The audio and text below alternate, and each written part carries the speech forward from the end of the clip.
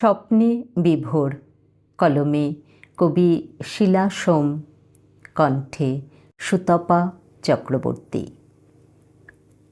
নদীর ধারে বসেছিলাম, মনটা অশান্ত। দায়িত্বভার নিতে নিতে আমি এখন ক্লান্ত। হাওয়ায় ভেসে এলো এক ছোট্ট চিরকুট। দেখলাম তাতে লেখা, পাঠালাম চাও বিস্কুট। এদিক ওদিক তাকাচ্ছি, তখনই এক ছেলে কেটলি হাতে এগিয়ে এসে দিল যে চা ঢেলে। শুধালাম কে পাঠিয়েছে, নেই কোনো উত্তর। দুটো বিস্কুট হাতে দিয়েই পালালো অতঃপর।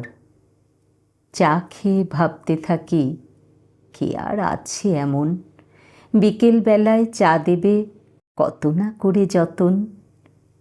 সন্ধ্যা নেমে এলো, এবার ঘরে ফেরার পালা। হঠাৎ ঝেঁপে বৃষ্টি এলো, ভিজলাম একেলা। উড়ে এলো উড়ো চিঠি, পড়ল এসে মোর হাতে। বয়স হয়েছে, ভিজো না, নেই আমি যে সাথে।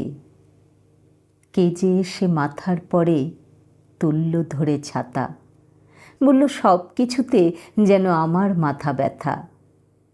পলক ফেলতেই দেখি দাঁড়িয়ে একা আমি, মাথার উপর ছাতা, মনে হয় খুব দামি।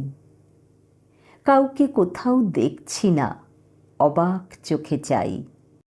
কানে কানে বলল বাতাস, আমি আছি সদাই। মাথার পরে নীলাকাশ, উঠেছে সন্ধ্যা তারা। কোথায় যেন হারিয়ে গেলাম, হয়ে আত্মহারা। গলাটা বড় চেনা চেনা, ভাঙল ঘুমের ঘোর। বিছানায় শুয়েছিলাম আমি, স্বপ্নে বিভোর।